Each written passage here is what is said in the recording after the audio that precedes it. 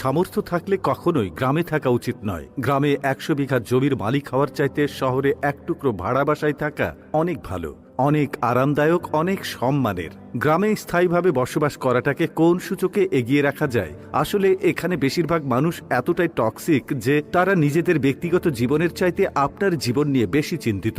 আপনার চুল বড় কেন, অনার্সে পড়া সত্ত্বেও মেয়ের বিয়ে দেয় না কেন, ২৫ বছর বয়সে আপনি বেকার কেন, আপনার কোনো ব্যাচমেট বা আপনার সমবয়সী কেউ যদি বিদেশে গিয়ে লাখ লাখ টাকা কামায় তাহলে আপনি এখনো পড়াশোনা করছেন কেন, এসব আজগুবি বিষয় নিয়ে তাদের অনেক টেনশন। গ্রামের সব থেকে বোকা মানুষটাও শহরের মানুষকে এক হাটে ৩ বার বিক্রি করতে পারবে। সামান্য জমি জমা নিয়ে যে কূটনৈতিক খেলা চলে গ্রামের মুরব্বীদের মাথায়, তা আন্তর্জাতিক কূটনীতিকদের মাথায়ও খেলবে না। আপনি পুকুরে যত্ন সহকারে মাছ চাষ করবেন, একদিন ঘুম থেকে উঠে দেখবেন সব মাছ মরে ভেসে আছে। আপনি কিছু নতুন ফুল ফলের গাছ রোপণ করবেন, সকালে দেখবেন গাছের গোড়া থেকে ভেঙে রাখা হয়েছে। এমনকি আপনার বোনের কিংবা মেয়ের বিয়ে ঠিক করবেন, সহজ সরল কেউ একজন নিজে সিএনজি ভাড়া করে যে বরপক্ষের কাছে দুর্নাম করে বিয়ে ভেঙে দেবে। মাঝে মধ্যে তারা এমন কিছু বিষয় নিয়েও চিন্তিত হয় যেসব বিষয় নিয়ে আপনার ফ্যামিলি মাথায় ঘামায় না। গ্রামের টক্সিসিটির আরো একটি বিরাট পার্ট হচ্ছে ঝগড়া। আপনি এমন কোনো বাড়ি খুঁজে পাবেন না যেখানে জায়গা জমি নিয়ে বিবাদ বা বিরোধ নেই। প্রত্যক্ষ এবং পরোক্ষভাবে এই ফ্যামিলি সেই ফ্যামিলি